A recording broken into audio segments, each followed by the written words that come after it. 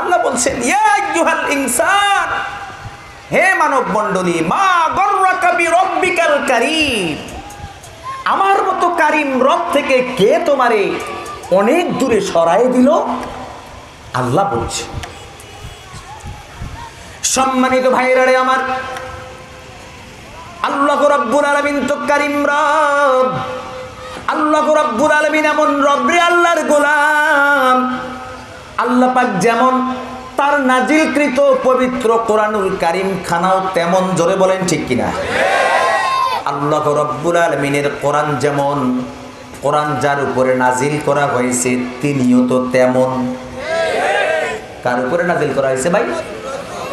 আপনার আমার কলিজার টুকরা, আপনার আমার শ্রেষ্ঠ নেতা, আপনার আমার আদর্শ নেতা, আপনার আমার চরিত্রবান, শ্রেষ্ঠতম চরিত্রবান নেতা, নেতা মুহাম্মদুর রাসূলুল্লাহ সাল্লাল্লাহু আলাইহি ওয়াসাল্লাম। আজকে তো আমরা কি বলবো, একদিকে আলোচনা করতে গেলে আরেক দিকে চলে যাই। আজকে তো আমরা নেতা অনেক গ্রহণ করি, এক একজনকে নেতা হিসেবে গ্রহণ করে, কি ঠিক না? এক একজনকে নেতা হিসেবে গ্রহণ করে, কিন্তু এই নেতাকে গ্রহণ করতে গিয়ে নেতার চরিত্র খোঁজে না। নেতা কেমন? নেতা কি চোর? নেতা না ডাকাত? নেতা কি টেন্ডারবাজ? নেতা কি মদখোর? নেতা কি জিনাকার? আমরা কিন্তু খুঁজি না ভাই, খুঁজি? কেউ খুঁজি না। নেতা যা করে করুক, আপনি যারে নেতা বানাবেন কিয়ামতের ময়দানে এই নেতা আপনার নেতৃত্ব দেবে।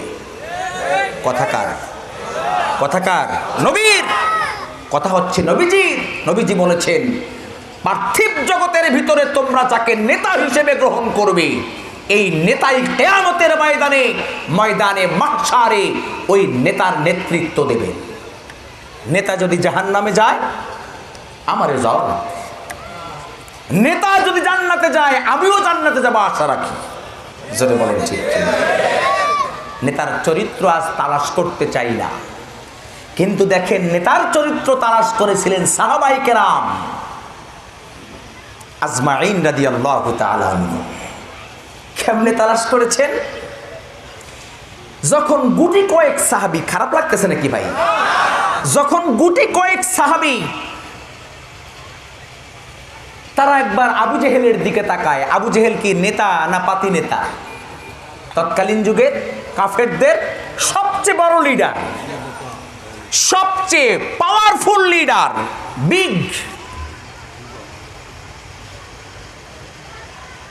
মনে হয় যেন এই আবু জেহেলের পাওয়ারটা এত বেশি ছিল,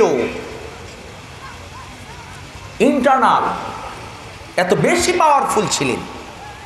অন্যান্য নেতা যেগুলো ছিল, যেমন আজকে যদি আওয়ামী লীগ যেমন আজকে আছে ক্ষমতায়, যত নেতা নেত্রী গোটা বাংলাদেশ জুড়ে আছে, তাদের নেতাকে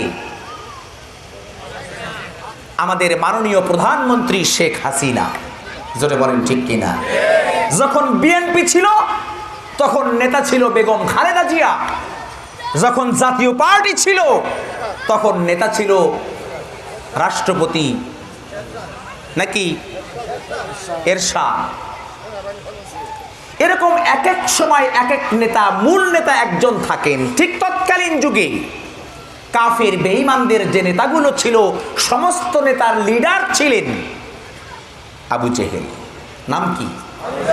আবু জেহেল। আবু লাহাব বলেন, আবু সুফিয়ান বলেন, উতবা বলেন, সাইবা বলেন, প্রত্যেকটা পাতি নেতার মূল নেতা হচ্ছে আবু জেহেল। এই আবু জেহেল সাহাবায়ে কেরাম আজমাইন রাদিয়াল্লাহু তাআলা আনহুম তাকাচ্ছেন, সবচেয়ে মক্কার বড় লিডার আবু জেহেলের দিকে তাকায়া দেখেন বড় মুসিবত। আবু জেহেলের চরিত্র তো একরকম নয়, ঘরের ভিতরে যতক্ষণ থাকে একরকম চরিত্র, ঘর থেকে ভিতরাঙ্গিনায় বের হলে আরেক রকম চরিত্র, ভিতরাঙ্গিনার থেকে বাহিরাঙ্গিনা বের হলে আরেক রকম চরিত্র। মানে মিনিটে মিনিটে চরিত্র চেঞ্জ। সাহাবায়ে কেরাম আজমাইন রাদিয়াল্লাহু তাআলা আনহুম আবু সুফিয়ানের দিকে তাকালেন, আবু লাহাবের দিকে তাকালেন, একই অবস্থা। উতবা সাইবার দিকে তাকালেন, একই অবস্থা। এখন সাহাবায়ে কেরাম আজমাইন রাদিয়াল্লাহু তাআলা আনহুমের মনের মুখরে সন্দেহের প্রভাব বিস্তার করেছে। যে ব্যাপার কি, আমাদের মক্কার সমস্ত লোকেরা যাদেরকে নেতা হিসেবে গ্রহণ করেছে তাদের চরিত্র তো চরিত্র নয়, দুশ্চরিত্রের মতো। জোরে বলেন ঠিক কিনা? তাহলে আমরাও তো একজনকে নেতা হিসেবে গ্রহণ করেছি। আমাদের নেতার নাম হচ্ছে বিশ্বনবী জনাবে মুহাম্মদুর রাসূলুল্লাহ সাল্লাল্লাহু আলাইহি ওয়াসাল্লাম। সাহাবায়ে কেরাম চিন্তায় পড়লেন যে এই সমস্ত নেতার চরিত্র যদি এরকম হয়, আমাদের নেতার চরিত্রও এইরকম নাকি? অনেক লম্বা ঘটনা, আমি বুঝাবার জন্য সংক্ষিপ্ত আকারে আপনাদের সামনে উপস্থাপন করছি। এ টেনশনে চিন্তায় পড়ে গিয়েছেন, সন্দেহের ভিতরে পড়েছেন। তখন সাহাবায়ে কেরাম আজমাইন রাদিয়াল্লাহু তাআলা আনহুম এক সাহাবী আরেক সাহাবীকে জিজ্ঞেস করে, আচ্ছা আমাদের নেতার চরিত্র কেমন? কেউ বলতে পারে না, কেউ না। এখন চিন্তা করলেন, যেমনে হোক, যেমনে করে হোক, আমাদের নেতার চরিত্র আমাদেরকে খুঁজতেই হবে। তিনি নবী হোক আর রাসূল হোক, যেহেতু তাকে নেতা হিসেবে গ্রহণ করেছি, সুতরাং তার চরিত্র সম্পর্কে আমাদের সকলের ওয়াকিফহাল হওয়া দরকার। শেষ পর্যন্ত সাহাবায়ে কেরাম আজমাইন রাদিয়াল্লাহু তাআলা আনহুম হযরতে আয়েশা সিদ্দিকা রাদিয়াল্লাহু তাআলা আনহার কাছে গেছেন। কার কাছে? আয়েশা কে ছিলেন? নবী পত্নী, নবী পত্নী হযরতে আয়েশা সিদ্দিকা রাদিয়াল্লাহু তাআলা আনহা। কি জানবেন? নবীর চরিত্র সম্পর্কে জানতে চাবেন। কারণ তারা জানতেন পার্থিব জগতের ভিতরে একজন পুরুষের চরিত্র সবচেয়ে বেশি ভালো জানবেন তার প্রিয়তমা পত্নী, তার স্ত্রী। জোরে বলেন ঠিক কিনা? আর একজন নারীর চরিত্র সবচেয়ে বেশি ভালো জানবেন তার স্বামী। স্বামী ছাড়া ওই নারীর, ওই স্ত্রীর চরিত্র অন্য মানুষের ভালোভাবে জানার প্রশ্নই উঠতে পারে না। জোরে বলেন ঠিক কিনা? এখানে আবার আরেকটা পয়েন্ট চলে আসলো। যেহেতু পার্থিব জগতের ভিতরে স্বামীর চরিত্র স্ত্রী অবগত আর স্ত্রীর চরিত্র স্বামী অবগত, এই জন্য আল্লাহ রাসূল সাল্লাল্লাহু আলাইহি ওয়াসাল্লাম শুভ সংবাদ দিয়েছেন, স্বামী যদি আগে মারা যায়, স্ত্রীর আগে মৃত্যুবরণ করে, ইন্তেকাল করে, ঠিক ওই মুহূর্তে যদি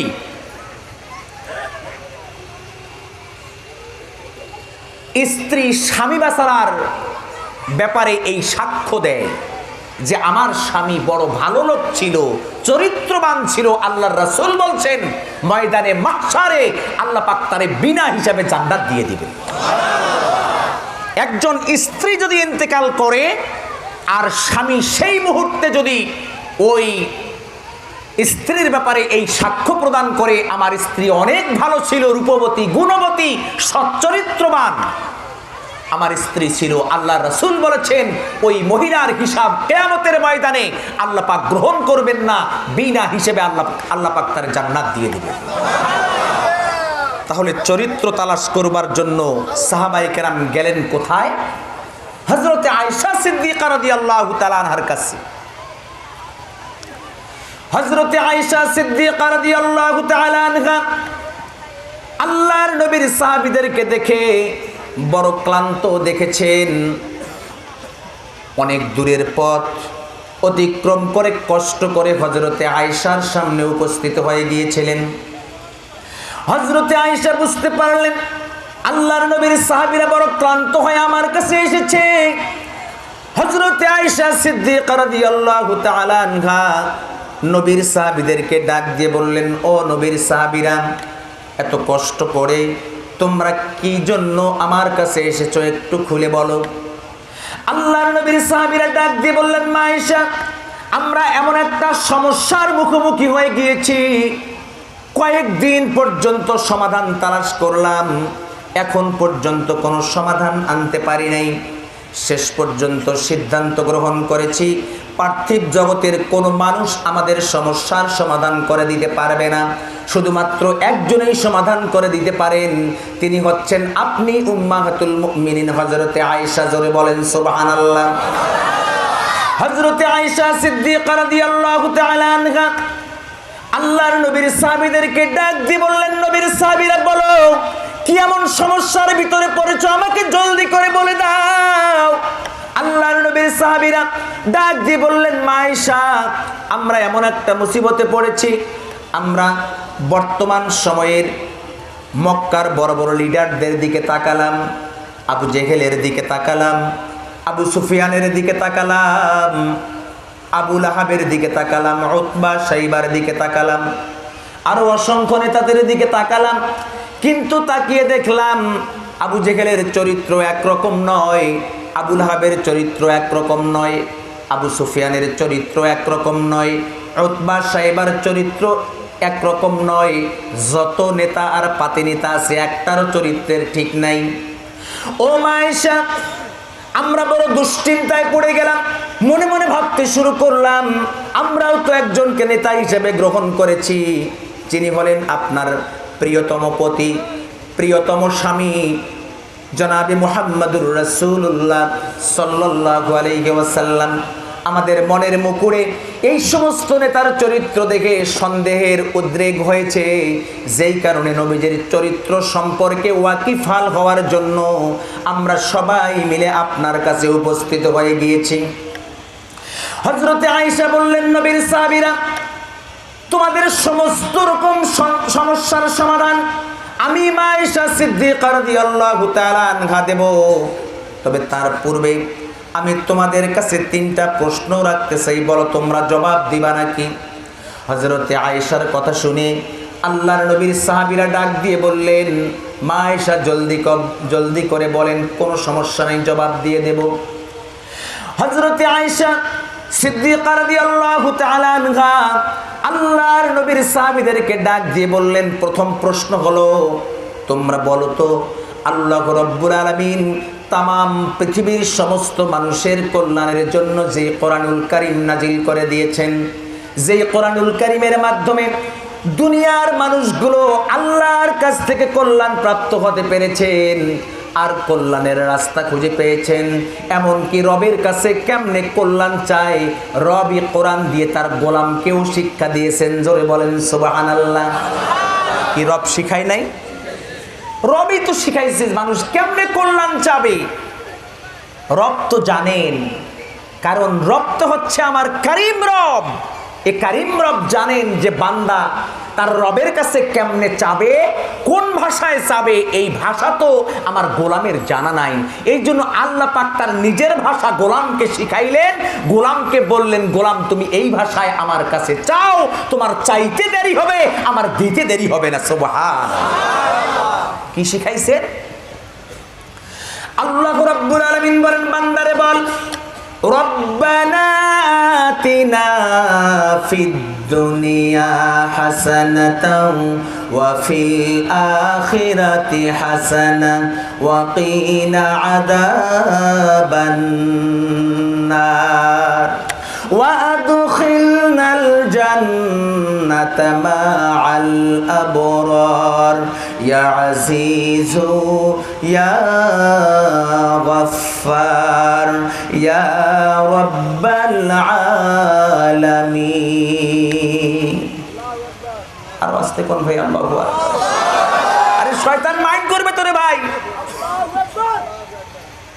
আল্লাহ কি শিখাইলেন, কারীম রব কি শিখিয়েছেন আমাদেরকে, আর আমরা কি করতেছি রে ভাই? আজকে দুনিয়া নিয়ে মত্ত হয়ে গেছি, ধন সম্পদ নিয়ে মত্ত হয়ে গেছি। আজকে সন্তান আমার জজ, সন্তান আমার ব্যারিস্টার, সন্তান আমার লেফটেন্যান্ট কর্নেল, সন্তান আমার ডাক্তার, সন্তান আমার ইঞ্জিনিয়ার, আজকে সন্তান আমার বড় বড় বৈজ্ঞানিক হয়ে গিয়েছে। এই নিয়ে মত্ত, এই সম্পদ আর সন্তান নিয়ে বড়াই। আরে সন্তান ও সম্পদ দেন কে? আসতে বলেন। কেন দেন জানেন? এই বড়াই করবার জন্য আল্লাহ পাক দেন না। কি বড়াই করবার জন্য দেন না? বড়াই করবার জন্য আল্লাহ পাক দেন না। কিসের জন্য দেন সে কথা আল্লাহ পাক কোরআনুল কারীমের ভিতরে বান্দাকে আগের থেকে সতর্ক করে দিয়েছে। ওই যে বান্দা ফেসবুক চালাবার সময় আছে, কোরআন চালাবার সময় নেই। আল্লাহ রাব্বুল আলামিন বলেন, দুনিয়ার মানুষকে ডাক দিয়ে বললেন, দুনিয়ার মানুষ তোমরা যেই সন্তান তো বড় পর্যায়ে চলে গিয়েছে, সন্তান তোমার ডাক্তার, সন্তান তোমার ইঞ্জিনিয়ার, সন্তান তোমার লেফটেন্যান্ট কর্নেল, সন্তান তোমার বড় বৈজ্ঞানিক। এই জন্য শয়তান ওই সন্তানকে তুমি নিজের মনে করেছো, সম্পদকে নিজের মনে করেছো। কিন্তু না, আমি আল্লাহ পাক যে তোমাকে সন্তান দিলাম, সম্পদ দিলাম, কেন দিয়েছি বান্দা একটু কোরআনকে জিজ্ঞেস করে দেখো। আল্লাহ রাব্বুল আলামিন বলেন, আল মালু ওয়াল বানুনা জিনাতাল হায়াতাদ দুনিয়া। বলছে কে? আল্লাহ পাক বলতেছেন আল মালু ওয়াল বানুন, এই মাল, এই সম্পদ, আর বানুন তোমার সন্তান, এগুলো তোমার জন্য না, তোমাকে দেই নাই। জিনাতাল হায়াতাদ দুনিয়া, এগুলো আমি দিয়েছি একমাত্র আমার এই পার্থিব জগৎটাকে সৌন্দর্যমণ্ডিত করবার জন্য। এই জন্য সন্তান আজ আছে কাল নাই, এই মুহূর্তে চরিত্রবান, পরক্ষণে চরিত্রের অবক্ষয়, ঠিক কিনা? সন্তান, এই সম্পদ এই মুহূর্তে আমার আছে, আমি আজ লাখপতি, আমি আজ কোটিপতি, আমি আজ শিল্পপতি। এই মুহূর্তে আল্লাহ পাক শিল্পপতি বানান, পরের মুহূর্তে গলা ধাক্কা দিয়ে রাস্তার ফকির বানায় দেন। ক্ষমতা কার? জোরে বলতে হবে, ক্ষমতা কার? আল্লাহ পাকের সুইচ দেওয়া লাগে, বাটন টিপতে হয় শুধুমাত্র কোনো উপায় নেই। আছে আছে।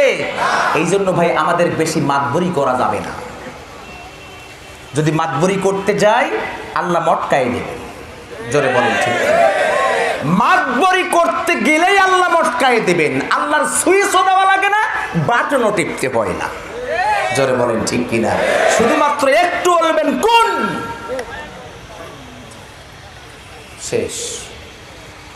ঠিক কিনা? কি ভাই ঠিক কিনা? এই জন্য মাতবরি করা যাবে না। যে কথা বলতেছিলাম, যে সাহাবায়ে কেরাম আজমাইন রাদিয়াল্লাহু তাআলা আনহুম চরিত্র সম্পর্কে অবগত হওয়ার জন্য গেছেন কার কাছে? আপনাদের মনে হয় খারাপ লাগতেছে। আমার কয়টা পর্যন্ত সময় ভাই? সময় তো বলে নাই, কিভাবে চালাবো? সম্মানিত ভাইরা আমার, কি বলতেছিলাম? সাহাবায়ে কেরাম আজমাইন রাদিয়াল্লাহু তাআলা আনহুম গেছেন কোথায়? আয়েশার কাছে। কি জানার জন্য? নবীর চরিত্র কেমন। আরে নবীর চরিত্র জানতে চাই রে ভাই। নবীর চরিত্র জানবার মতো কোনো সুযোগ আছে? আরে তিনি তো হচ্ছেন সর্বকালের, সর্বযুগের শ্রেষ্ঠ মহামানব, ঠিক কিনা? চরিত্রের সনদ আল্লাহ পাক দেন নাই? কি দিয়েছেন? কি দিয়েছেন? আল্লাহ পাক বলেছেন, আল্লাহ পাক দিয়েছেন, আল্লাহ পাক দিয়েছেন ওয়া ইন্নাকা লাআলা খুলুকিন আযীম। সনদ দিয়েছেন কে? আল্লাহ নিজেই বলতেছেন, ও নবী, চারিত্রিক দিক থেকে সর্বশ্রেষ্ঠ চরিত্রের উপরে একমাত্র আপনিই প্রতিষ্ঠিত। সুবহানাল্লাহ। আর নবীর চরিত্র জানার জন্য জানতে হবে, কারণ আমি তো নেতা হিসেবে তাকে মানছি, নেতার চরিত্র কেমন জানার দরকার আছে না? এই জন্য জানতে হবে। সম্মানিত বন্ধুগণ, শুধুমাত্র সাহাবায়ে কেরাম আজমাইন রাদিয়াল্লাহু তাআলা আনহুম জানতে চেয়েছেন তা নয়, নবীজির চরিত্র কেমন আল্লাহ রাব্বুল আলামিন কোরআন দিয়ে বান্দার সামনে উপস্থাপন করেছেন। জোরে বলেন ঠিক কিনা? শুধুমাত্র কোরআনুল কারীম না, আল্লাহ রাব্বুল আলামিন ইতিপূর্বে যেই সমস্ত আসমানি কিতাব এবং সহিফা আল্লাহ পাক নাজিল করে দিয়েছিলেন, ওই সমস্ত সহিফার মাধ্যমেও আল্লাহ রাব্বুল আলামিন তার নবীর চরিত্রের বর্ণনা করেছেন। জোরে বলেন সুবহানাল্লাহ। তাওরাতের মাধ্যমে আল্লাহ রাব্বুল আলামিন নবীর চরিত্র বর্ণনা করেছেন, জবুরের মাধ্যমে বর্ণনা করেছেন, ইনজিলের মাধ্যমে বর্ণনা করেছেন, শুধুমাত্র আসমানি কিতাব আর সহিফা নয়, বরং মানবরচিত যত ধর্ম আছে সমস্ত ধর্মের ধর্মগ্রন্থের মাধ্যমেও নবীজির চরিত্রের বর্ণনা করতে তারা বাধ্য হয়েছিলেন। জোরে বলেন আল্লাহু আকবার। আপনি গীতা বলেন, আপনি বেদ বলেন, আপনি বাইবেল বলেন, আপনি জিন্দাবেস্তা বলেন, আপনি ত্রিপিটক বলেন, আপনি ঋগ্বেদ বলেন, আপনি যজুর্বেদ বলেন, আপনি সমবেদ বলেন, আপনি অথর্ববেদ বলেন, যা কিছু বলেন না কেন সব ধর্মের ধর্মগ্রন্থের ভিতরে নবীর চরিত্রের বর্ণনা করা হয়েছে। ওই দেখুন গৌতম মুনি বেদের ভিতরে কত সুন্দর করে নবীর বর্ণনা করেছেন রে আল্লাহর গোলাম। এই গৌতম মুনির কত সুন্দর করে বলেছেন, যেই বেদটাকে 4টা ভাগে বিভক্ত করা হয়েছে, 4টা ভাগের ভিতরে সর্বশ্রেষ্ঠ ভাগ হলো ঋগ্বেদ। যেই ঋগ্বেদের 20তম অধ্যায়ের নাম দেওয়া হয়েছে কুন্তাপ সূক্ত। এই কুন্তাপ সূক্ত অধ্যায়ের ভিতরে গৌতম মুনির নবীজির সম্পর্কে কি বর্ণনা করেছেন? গৌতম মুনির বলেন, মম গুরু জনং তব সেবনং তুলসী পাতা পুষ্ণ গঙ্গা জলং তব স্বর্গ বৎসনং পূজনং কঙ্গ মদবদিতাং দেবাং দরাকান্তে প্রতিতাং বিশ্বনং ভক্ষয়ে সদা সরধার্যনং ধ্যাননং পর্বতং গুহা লা ইলাহা গরতি পাপম ইল্ল ইলাহা পরম পদম জন্ম বৈকুণ্ঠ পর অপ ইনতি তনাম জপি মুহাম্মাদম। জোরে বলেন আল্লাহু আকবার। শুধুমাত্র এতটুকু নয়, এরপরে গৌতম মুনির নবী সম্পর্কে এবং আল্লাহর সঙ্গে নবীর সম্পর্ক কি সে কথাও বর্ণনা করতে বাধ্য হয়ে গিয়েছিলেন। গৌতম মুনির বলেন, হোতারমিন্দ্র মহাসুরিন্দা অল্ল জ্যৈষ্ঠং শ্রেষ্ঠং অখ্যানং অল্লাম অল্ল রসুল্লর কং মোহাম্মদর কং বড়স্য অল্ল আল্লাম আদুল্লাং অল্লাবু কং নির্ঘাত কম। জোরে বলেন আল্লাহু আকবার। শুধুমাত্র ঋগ্বেদ নয়, যজুর্বেদ বলেন, সমবেদ বলেন, অথর্ববেদ বলেন, প্রত্যেকটা অধ্যায়ের ভিতরে বলা হয়েছে। ওই দেখুন যজুর ভিতরে কি সুন্দর করে বলা হয়েছে, উপনরং নন্তমসি বচসা সুপ্ত বর্ষা বচসা বয়ম চন দধিস্য ন গিরো ন ঋষ্যেম কদাচন। এরকম করে যদি আমি কোরআন দিয়ে নবীর বর্ণনা করি, একদিকে কোরআন নেই, আরেক দিকে যদি গীতা নেই, একদিকে যদি কোরআন নেই, একদিকে যদি বাইবেল নেই, একদিকে যদি কোরআন নেই, আরেক দিকে যদি জিন্দাবেস্তা নেই, একদিকে যদি কোরআন নেই, আরেক দিকে ঋগ্বেদ নেই, যজুর্বেদ নেই, সমবেদ নেই, অথর্ববেদ নেই, কোরআনুল কারীম থেকে আলোচনা করতে গেলে কতদিন লাগবে জানা নাই। তারপরেও এগুলো বলতে গেলেও আরো অনেক সময়ের প্রয়োজন। জোরে বলেন ঠিক কিনা? সম্মানিত ভাইরা, আমার যে কথা বলতেছিলাম, নবীর চরিত্র সম্পর্কে আল্লাহ পাক সাক্ষ্য দিয়েছেন, আল্লাহ রাব্বুল আলামিন নবীর চরিত্রের সনদ দিয়েছেন। সেই নবীর চরিত্র সম্পর্কে ওয়াকিফাল হওয়ার জন্য আল্লাহর নবীর সাহাবীরা পৌঁছে গিয়েছেন মা আয়েশার কাছে। হযরতে আয়েশা ডাক দিয়ে বলছিলেন, নবীর সাহাবীরা, প্রথম প্রশ্ন হলো তোমাদের কাছ থেকে জানতে চাই, আল্লাহ রাব্বুল আলামিন যে কোরআন নাযিল করেছেন, এই পবিত্র কোরআনুল কারীম যা মানুষের জন্য কল্যাণ নিয়ে আসে, তোমরা বলো তো যে কোরআন আল্লাহ পাক নাযিল করেছেন সেই পবিত্র কোরআনুল কারীম তোমরা তোমাদের স্বচক্ষে দেখেছো কিনা? আল্লাহর নবীর সাহাবীরা ডাক দিয়ে বললেন, মা আয়েশা, আল্লাহ রাব্বুল আলামিন আমাদের কল্যাণের জন্য যেই পবিত্র কোরআনুল কারীম নাযিল করে দিয়েছেন, এই পবিত্র কোরআনুল কারীম আমরা আমাদের স্বচক্ষে দর্শন করেছি। জোরে বলেন সুবহানাল্লাহ। হযরতে আয়েশা সিদ্দিকা রাদিয়াল্লাহু তাআলা আনহা ডাক দিয়ে বললেন, দ্বিতীয় নাম্বার প্রশ্ন হলো তোমাদের কাছ থেকে জানতে চাই, বলো তো যে কোরআন আল্লাহ নাযিল করলেন, যেই পবিত্র কোরআনুল কারীম তোমরা তোমাদের চোখ দিয়ে দেখলা, সেই পবিত্র কোরআনুল কারীম দেখে শুধুমাত্র দেখেছো নাকি পড়তেও পেরেছো? একটু আমাকে বলে দিয়ে যাও। আল্লাহর নবীর সাহাবীরা ডাক দিয়ে বললেন, মা আয়েশা, যেই পবিত্র কোরআনুল কারীম আল্লাহ রাব্বুল আলামিন আমাদের জন্য নাযিল করেছেন, সেই কোরআন তো আমরা দেখলাম, শুধুমাত্র দেখে ক্ষান্ত হই নাই, বরং কোরআনুল কারীম আমরা আমাদের জবান দিয়ে তেলাওয়াত করেছি। জোরে বলেন সুবহানাল্লাহ। এরপরে মা আয়েশা সিদ্দিকা রাদিয়াল্লাহু তাআলা আনহা সর্বশেষ তৃতীয় নাম্বার প্রশ্ন করলেন, নবীর সাহাবীরা এবার শেষ প্রশ্নের জবাব দিয়ে দাও। আল্লাহর নবীর সাহাবীদেরকে ডাক দিয়ে বললেন, ও নবীর সাহাবীরা, তোমাদের নবীর কাছ থেকে সর্বশেষ জানতে চাই, আল্লাহ রাব্বুল আলামিন যে কোরআন নাজিল করে দিলেন, যা তোমরা দেখলা, যে কোরআনুল কারীম তোমরা তোমাদের জবান দিয়ে তেলাওয়াত করলা, যে কোরআনুল কারীম তোমরা তেলাওয়াত করলা, ও নবীর সাহাবীরা বলো তো, এই কোরআনুল কারীমের ভিতরে আল্লাহ পাক বান্দাকে কি নসিহত দিয়েছেন বুঝতে পেরেছো নাকি? আল্লাহর নবীর সাহাবীরা ডাক দিয়ে বললেন, মা আয়েশা, আল্লাহর কসম করে আপনার সামনে বলতে চাই, আল্লাহ পাক যে কোরআন নাজিল করেছেন, যে কোরআন আমরা দেখলাম, যেই পবিত্র কোরআনুল কারীম তেলাওয়াত করলাম, আর যে কোরআনুল কারীম বুঝতে পারলাম, পুঙ্খানুপুঙ্খে রূপে আমরা বুঝতে পেরেছি।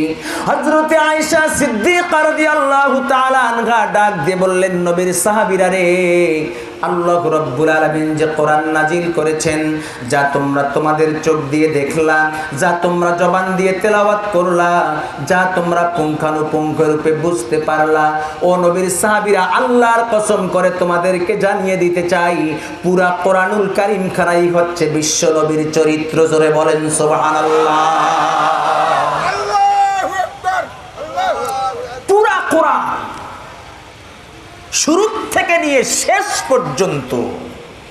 এই জন্য তো কোরআন শুনতে আসলে শুধুমাত্র মজা আর মজা, ঠিক কিনা? কি ভাই, মজা না? কোরআন কেমনে তেলাওয়াত করবেন, যেমনে তেলাওয়াত করবেন তেমনে মজা পাবেন। হাফেজ সাহেবরা রমজান মাস আসলে কি ভাই তেলাওয়াত করে না? তেলাওয়াতটা কেমন, আস্তে ধীরে না দ্রুত? আচ্ছা বলেন তো, এত জোরে যে তেলাওয়াত করে ভালো লাগে? হায় রে, এ জীবনে কত কিছু দেখলাম, ছোট্ট থেকে এ পর্যন্ত। এক এক সময় এক একটা গান বাংলাদেশে মার্কেট পায়, ঠিক কিনা? কিন্তু 10 দিন, 15 দিন, 20 দিন, 1 মাস, সর্বোচ্চ 6 মাস আর ভালো লাগে না, কি ঠিক না ভাই? কিন্তু আল্লাহর কোরআন কি মজাদার, আল্লাহ কি মজা রেখেছেন। যত শুনি তত শোনার আগ্রহ আরো অধিক গুণে বেড়ে যায়। আল্লাহু আকবার। তারাবির নামাজের সময় হাফেজরা দ্রুত গতিতে পড়ে, এটাও ভালো লাগে। জোরে বলেন ঠিক কিনা? কেমনে পড়ে? আলহামদুলিল্লাহি রাব্বিল আলামিন আর রহমানির রহিম মালিকি ইয়াউমিদ্দিন ইয়্যাকা না'বুদু ওয়া ইয়্যাকা নাস্তাঈন। এভাবে পড়ে না? কি দ্রুত বেগে পড়তেছে, তারপরে মনে কলিজা আঘাত করতেছে। আহ কি মজা! আস্তে যদি পড়েন তারপরেও মজা, কি ঠিক না ভাই? আরেকটা মজা আছে, আব্দুর রহমান আস-সুদাইস নাম শুনছেন? কারা কারা শুনছেন ভাই হাত তোলেন তো। আল্লাহু আকবার। আলহামদুলিল্লাহ, হাত নামান। অনেকে শুনছেন, অনেকেই শোনেন নাই, অধিকাংশই শোনেন নাই। পবিত্র বাইতুল্লাহ কাবা, কাবার যিনি প্রধান ইমাম আব্দুর রহমান আস-সুদাইস, এই নামটা লিখে ইউটিউবে সার্চ দিয়ে দেখেন। এখন না ভাই, এখন আবার ইউটিউব চালাইয়েন না, চালা যাবে? ওয়াইদা কুরিয়াল কোরআন কি ফাসতামিউ লাহু ওয়া আনসিতু লাআল্লাকুম তুরহামুন। সুতরাং এখন ফেসবুক, ইন্টারনেট চালা যাবে। অবসর সময় আপনারা দেখবেন আব্দুর রহমান আস-সুদাইস হুজুর কি যে একটা কণ্ঠ আল্লাহ পাক দিয়েছেন। কতবার যে ওনার পিছনে নামাজ পড়ার সৌভাগ্যতা আমি অর্জন করেছি, আল্লাহ পাক সৌভাগ্য দিয়েছে।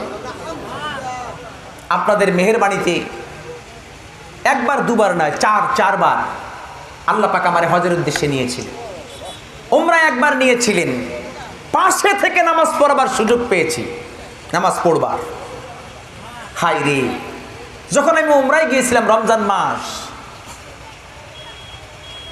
আরে ভাই আজকে তো আমাদের অঞ্চলে, আমাদের দেশে, এখন আপনাদের অঞ্চল কেমন, আমার অঞ্চল কেমন আমার তো ভালো জানা নাই। আমাদের দেশে, যে দেশেই বললাম, আমাদের দেশে কিছু কিছু মুসল্লি আছে, যদি তারাবির নামাজ 1 দিন 2 দিন পড়ছে, প্রায় 1.5 ঘন্টা, 1.25 ঘন্টা লাগে, কয় যে এই মসজিদে যাওয়া যাবে না, এত সময় আছে নাকি ভাই? আমি তো মনে করছিলাম আমাদের এলাকায় শুধুমাত্র আছে। আর আব্দুর রহমান আস-সুদাইস হুজুরের পিছনে গোটা রমজান মাস 2011 সালে গোটা রমজান মাস ওনার পিছনে নামাজ পড়েছি, তারাবির নামাজ। তারাবির নামাজ পড়তে গিয়ে 3 থেকে 3.5 ঘন্টা সময় লেগে যায়। সময় যে কোন দিক দিয়ে যায় আল্লাহর কোনো বান্দার হুঁশ থাকে না। এত সুন্দর, ইয়া বড় মোটা, বিশাল মোটা মানুষ, মনে হয় 3 জনে ধরা যাবে না, এমন মোটা। এমন মোটা মানুষ, কিন্তু আল্লাহ পাক তার কণ্ঠটাকে এত চিকন করে দিয়েছেন। তেলাওয়াত শুনলে শুধুমাত্র মজার মজা। বলবো নাকি একটু? আলহামদুলিল্লাহি রাব্বিল আলামিন আর রহমানির রহিম মালিকি ইয়াউমিদ্দিন ইয়্যাকা না'বুদু ওয়া ইয়্যাকা নাস্তাঈন ইহদিনাস সিরাতাল মুস্তাকিম সিরাতাল লাযীনা আন'আমতা আলাইহিম গায়রিল মাগদুবি আলাইহিম ওয়ালাদ-দাল্লিন।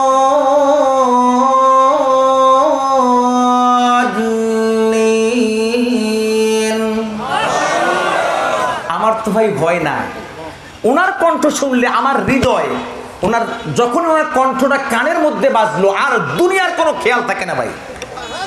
মনে হয় যেন আসমান থেকে সবেমাত্র আল্লাহ কোরআন নাজিল করতেছেন। আল্লাহ, সেই কোরআনই হচ্ছে কার চরিত্র?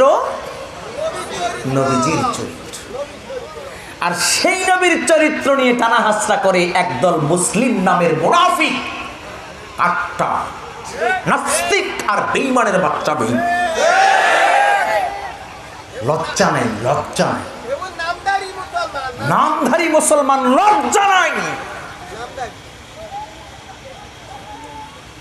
মাঝে মাঝে মনে হয় যদি একটারে পাইতাম, বাম হাত দিয়ে জিহ্বা ধরে টেনে টেনে চড়ে কুকুরকে খাওয়াই দিত। কত বড় সাহস! যে নবীর চরিত্রের সনদ দিলেন আল্লাহ। ও নবী, আপনি চারিত্রিক দিক থেকে সর্বশ্রেষ্ঠ চরিত্রের উপরে একমাত্র প্রতিষ্ঠিত। সেই নবীর চরিত্রে আঘাত দাও, কপাল তো পুড়ছে। সম্মানিত বন্ধুগণ, সেই পবিত্র কোরআনুল কারীম, যেই পবিত্র কোরআনুল কারীম খানা হলো বিশ্ব নবীর চরিত্র। যারা আজ ওই চরিত্র বহন করবে, যারা এই চরিত্র ধারণ করতে পারবে, চাই সে যুবক হোক আর যুবতী হোক না কেন, চাই সে নওজোয়ান হোক না কেন, চাই সে কিশোর আর শিশু হোক না কেন, চাই সে বুড়ার বুড়ি হোক না কেন, দুনিয়ার কোনো মানুষ যদি আল্লাহর কোরআনকে বাহন হিসেবে গ্রহণ করে, নিজের জীবনে প্রতিফলিত করে, আল্লাহর নবীর চরিত্র যেমন পুরা কোরআন, আল্লাহ রাব্বুল আলামিন কোরআনের বদৌলতে আল্লাহর ওই বান্দা বান্দিকে চরিত্রবান বানাই দিবেন। জোরে বলেন সুবহানাল্লাহ। এই জন্য আল্লাহ রাব্বুল আলামিন বলছেন, ও বান্দারে, আমি আল্লাহ রাব্বুল আলামিন কত কুদরত দিয়া অত্যন্ত সুন্দর অবয়বে তোমাকে সৃষ্টি করেছি, এত সুন্দর করে তোমারে বানালাম। তোমার নিজের দিকে একবার তাকাও, অন্যান্য সৃষ্টিকুলের দিকে তাকাও। গরু বানালাম, ছাগল বানালাম, কুকুর বানালাম, শৃগাল বানালাম, পশু পাখি বানালাম, নদ নদী বানালাম। আজকে কত সুন্দর করে তোমাদের মাথার উপরে আমি আল্লাহ পাক ছাদ হিসেবে আসমানকে বানালাম, জমিনটাকে তোমাদের বিছানা স্বরূপ বানায়া দিলাম। এত কিছু বানাইছি, সব সৃষ্টির মধ্য থেকে শ্রেষ্ঠত্ব দিয়েছি, সম্মান দিয়েছি। আল্লাহ রাব্বুল আলামিন বলেন, বান্দারে, এত সুন্দর সম্মান তোমারে দিলাম, এত তোমারে সম্মানিত করে বানাইলাম। আমি আল্লাহ পাক তোমারে সম্মানিত বানানোর পরেও তোমরা আজকে মুখটা ফিরাইয়া নিয়া, আমি কারিম রবের কাছ থেকে মুখটা ফিরাইয়া নিয়া জাহান্নামের পথে হাঁটছো। জোরে বলেন ঠিক কিনা? এই জন্য আল্লাহ রাব্বুল আলামিন গোটা দুনিয়ার মানুষদেরকে জানিয়ে দিয়েছেন, আল্লাহ রাব্বুল আলামিন কতভাবে বান্দাকে ডাক দিয়ে বলেন বান্দারে, ইয়া আইয়ুহাল ইনসান মা গররাকা বিরাব্বিকাল কারীম। আল্লাহ রাব্বুল আলামিন বলেন বান্দারে, আমি তোমার কারীম রব, আমি তোমার কারীম রব রে বান্দা, আমি তোমার কারীম রব। আল্লাহ বলেন বান্দারে, কারীম রবটা কেমন তুমি জানো নাকি? তুমি জানো কারীম রব কারে বলা হয় ভাই? কারীম রব তো চিনি না রে ভাই, চিনি তো চেয়ারম্যানি পদটাকে চিনি, মেম্বারি পদটাকে চিনি, এমপিগিরি পদটাকে চিনি, মন্ত্রীগিরি পদটাকে চিনি, এরপরে প্রিন্সিপালগিরি পদটাকে চিনি, ইমামগিরি পদটাকে চিনি। কারণ ইমামতির ভিতরে কি আছে এটা তো আমার জানা আছে, ঠিক না? প্রিন্সিপাল হতে হলে মানে হতে পারলে প্রিন্সিপালি পোস্টে কি আছে, কত টাকা ইনকাম করা যাবে, বারিং কাটিং করা যাবে, এটা আমার জানা আছে। এই জন্য প্রিন্সিপাল হওয়ার জন্য পাগল হয়ে যায়। আমার মা আমাকে বলেছিল, বাবা জীবনে কখনো মৃত্যুর পূর্ব মুহূর্ত পর্যন্ত প্রতিষ্ঠান প্রধানের চাকরি করবা না। আল্লাহ আমাকে কবুল করে নেই। তবে এই সমস্ত প্রতিষ্ঠান না, যে প্রতিষ্ঠানটা এটা আমার হাতে গড়া, প্রতিষ্ঠাতা প্রিন্সিপাল হিসেবে আমি আছি। কওমি মাদ্রাসা এটা কিন্তু আলাদা বিষয় ভাই। আলিয়া আর হচ্ছে স্কুল কলেজ ইউনিভার্সিটি বেসরকারি, এগুলো একটা দিক, আর কওমি কিন্তু আরেকটা দিক। আর আপনাদের সন্তানদেরকে পূর্ণাঙ্গ চরিত্রবান বানাতে হলে কওমির বিকল্প আর নেই। জোরে বলেন ঠিক কিনা? আছে? নাই। শুধুমাত্র অবক্ষয়। আজকে ছেলেকে, আজকে মেয়েকে বিশ্ববিদ্যালয়ে দিবেন, ইউনিভার্সিটিতে দেবেন, দেখবেন কতজনের সঙ্গে যে লাইন করেছে, লাইন লাগাইছে, বাড়ির থেকে খোঁজ নেওয়ার সুযোগ আছে ভাই। কিন্তু কওমি মাদ্রাসায় আপনি আপনার সন্তানকে মহিলা মাদ্রাসায় রাখবেন, আপনি পিতা, আপনি তার সঙ্গে সাক্ষাৎ করতে পারবেন, আপনি আপন ভাই, আপনি তার সঙ্গে সাক্ষাৎ করতে পারবেন, আপনি দাদা, আপনি সাক্ষাৎ করতে পারবেন, আপনি নানা, আপনি সাক্ষাৎ করতে পারবেন। 10 জন সাক্ষাৎ করতে পারবে, 11 জন সাক্ষাৎ করতে, কারণ শরীয়তে জায়েজ। সুতরাং প্রেম করার সুযোগ কি আছে? ওই রমনার বটমূলে বসার সুযোগ, পার্কের গাছের নিচে বসার সুযোগ। আজকে তো পার্কে, বিভিন্ন পার্কে কত যে কি কাহিনী চলছে। রমনা পার্কের গাছের গোড়ায় বসছে ওরা জোড়ায় জোড়ায়, রমনা পার্কের গাছের গোড়ায় বসছে ওরা জোড়ায় জোড়ায়। যায় না চেনা মানুষ না পশু, ওদের আচরণ চলা ফেরায়। যায় না চেনা মানুষ না পশু, ওদের আচরণ চলা ফেরায়। যায় না চেনা মানুষ না পশু, ওদের আচরণ চলা ফেরায়। রমনা পার্কের গাছের গোড়ায় বসছে ওরা জোড়ায় জোড়ায়। জোরে বলেন ঠিক কিনা? আমি বুড়া মানুষ, তো বুড়া মানুষের কণ্ঠ কত ভালো হবে ভাই, বুড়া হয়ে গিয়েছে। এই অবস্থা বর্তমান, কি অবস্থা না? কি যে একটা হালত তৈরি হয়েছে। শুধু রমনা পার্ক ভাই, আপনাদের এলাকায় পার্কটা আছে নাকি রে ভাই? আছে? কোন জায়গায়, নাম কি বলেন তো? হ্যাঁ, মহামায়া, মহামায়া পার্ক, গাছ টাছ আছে? মহামায়া পার্কের গাছের গোড়ায় বসছে ওরা জোড়ায় জোড়ায়। মহামায়া পার্কের গাছের গোড়ায় বসছে ওরা জোড়ায় জোড়ায়। যায় না চেনা মানুষ না পশু, ওদের আচরণ চলা ফেরায়। যায় না চেনা মানুষ না পশু, ওদের আচরণ চলা ফেরায়। মহামায়া পার্কের গাছের গোড়ায় বসছে ওরা জোড়ায় জোড়ায়। মহামায়া পার্কের গাছের গোড়ায় বসছে ওরা জোড়ায় জোড়ায়। জোরে বলেন ঠিক কিনা? পশুদের পাগল হয়ে চলে আসতেছে, একটু সামনে আসতে বলুন ভাই। ভাই একটু সামনে আসা যায় ভাই, একটু চাপাচাপি করে বসেন না, শোনেন একটু একটু অপেক্ষা করেন, একটু আগে উঠিয়েন না, উঠিয়েন না, একটু বসেন। একটু শুভ সংবাদ দেই, এই কোরআনের প্যান্ডেল জান্নাতের টুকরা, ঠিক না মোহতারাম? জান্নাতের টুকরা ভাই, এটা জান্নাতের টুকরা, একটু সুন্দর একটা টুকরা। এই জান্নাতের টুকরায় যতবার জায়গা বদল করবেন, প্রত্যেকটা জায়গা মহান কি ময়দানে মাহশারে আপনার আমার পক্ষে সাক্ষ্য দেবে। কি পরিবর্তন করতে রাজি আছেন? একটু চাপায় আসেন, একটু চাপায় আসেন ভাই, পিছনে অনেক লোক দাঁড়িয়ে আছে ভাই, একটু চাপায় আসেন, সামনের দিকে চাপায় আসেন।